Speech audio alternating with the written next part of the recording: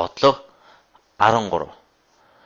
За 1 см кубт 6 гүрч 10-ийн 18 зэрт молекул бүхий ус төрөгчийн молекулын хурд 6000 м/сек бол хийн савны хандаа учруулах даралт ямар байх вэ?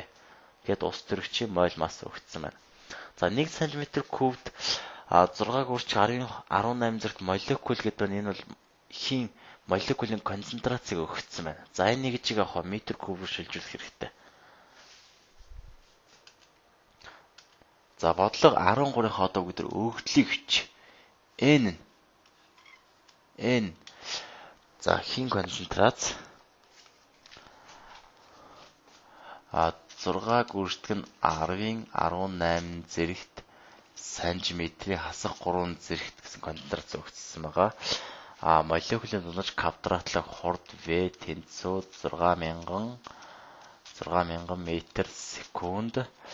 За ус төрөгчийн моль масс маань за шууд тооны стандарт хэлбэр очиж 2-ыг өртөг нь 10-ийн хасах 3 зэрэгт килограммыг хуваах нь моль. За эндээс юу болох вэ? Хийн даралтыг бол. За одоо бүгдээр эхлээд нэгжээ шилжүүлээд. За 1 метр гэдэг маань 100 сантиметртэй тэнцүү.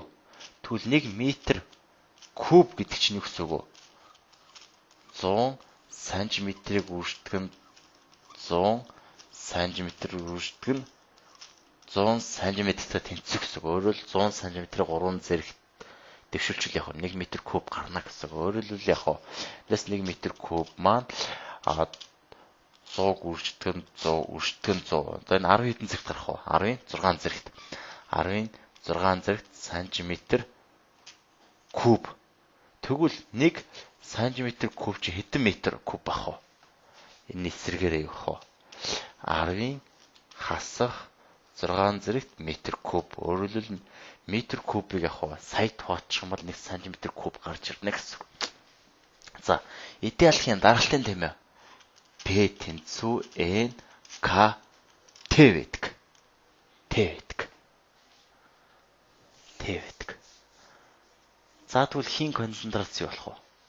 Хийн концентрац N маань юу болох вэ? 6 гүрч 10-ийн 18 зэрэгтийн сантиметр кубыг хасах зэрэг гэдэг чинь юу гэсэн үг вэ?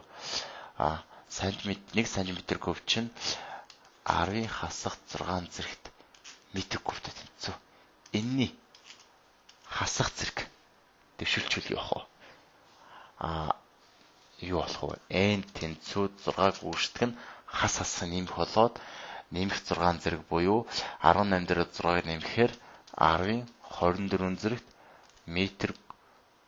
метрийн хасах 3 зэрэгт болно. За, одоо шууд тоо өглөө шууд орлуулад тойрог нь олчих. P тэнцүү концентрацийг үрждэг болцсон маань тогтнол үрждэг нь абсолют температур.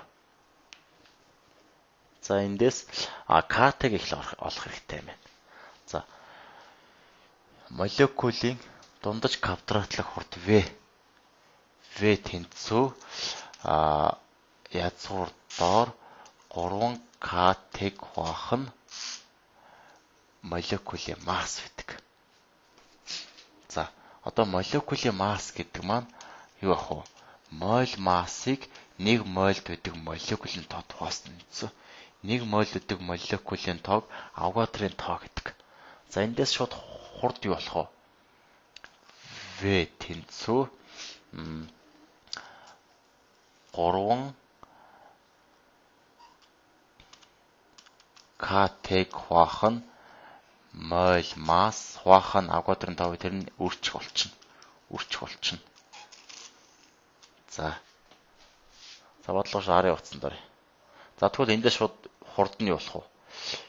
V тэнцүү 3 за Больцманы тогтмолыг Авогадроны тоогоор үржил хийн универсал тогтмол гарч ирдэг. R T хуваах нь моль масс. За ер нь бол одоо бүгдээр цаашдаа молекул унаж квадратын хурдлыг энэ томьёоноос гадна ийм томьёо байдаг гэдэг яг шууд ашиглаж бай. Гаргаж ирэх байгаа томьёоны гаргалгаа хэрэглэхгүйгээр. За бид нэр сая молекул унаж квадрат хүртэл V тэнцүү 3 R тэг хуваах нь моль масс гэсэн энэ томьёо гаргаж ирсэн. За энэ томьёог цаашдаа шууд ашиглаж бай. За хийн концентрац хийн даралт маань P тэнцүү N KT. За дээдлийн томьёоос хурдыг олъё. Тэгвэл V квадрат тэнцүү 3 R тэг хуваах нь моль масс. За эндээ шууд температур олчих. Т тэнцүү юу болох вэ? Моль массыг үржих V квадрат хуваах нь 3 R болчих. За энийгээ шууд идэлхийн даралтын томьёод P тэнцүү N KT шууд орлуулъя. За P тэнцүү концентрацийг үржих нь K үржих нь T буюу моль масс хурдны квадрат хуваах нь 3 R. R-ш шууд задлаа. K үржих нь N. За эндээс Больцын дотор K-гоо шууд хураагдаад даралт P тэнцүү N моль масс хурдны квадрат хуваах нь 3-ыг үржих нь Авгадрын тоо N гарч ирнэ.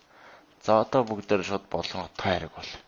Хийн концентрац чинь 6-г үржих 10-ын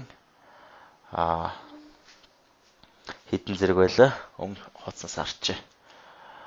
10-ын 24 зэрэгт. 24 зэрэгт. За моль масс нь за нөхцөлд ус төрөгч буюу 2-ыг үржих нь 10-ын хасах 3 зэрэгт. За хурд нь за 6000 өгсөн. 6000-ын квадрат чинь 36-г үржих нь 10-ын 6 зэрэгт. 10-ын 6 зэрэгт. Хуваах нь одоо юу болох вэ? 3-ыг үржих нь 600-ны 2-ыг үржих нь 10-ын 23 зэрэгт. За эндээс бүгдээр сул тоонуудыг шууд үржүүлж олъё. За 6-г үржих нь 2 үржих нь 36 хуваадаг нь 3 хуваадаг нь 600-ны 2 тэнцүү. За P тэнцүү. За 2392. За бүгдээ 100-ны нарийнтайгаар үржих нь за одоо 10-ын зэрэгтүүд бодно. За 24 зэрэг. 24 зэрэгтээс 3 зэргийг хасчвал 21 зэрэг, 21 зэрэгтээс 6-ыг навчвал 27 зэрэг. 27 зэрэгээс энэ 23-ыг хасчих юм бол 27-оос 23-ыг хасах нь 10-ын 4 зэрэгт паскал гарна. За бодлогын хариуг харъя. За юу ачаа? 2392-ыг ойролцоогоор 24 болгочвол 24 буюу 24 10-ын 4 зэрэг нийт зэргийг нь уршин оруулчвал 240 болно. Үлдсэн 13 зэрэг нь кил болоод өөрөөр хэл кил паскал. За бодлогын зөв хариу А хариутай таарч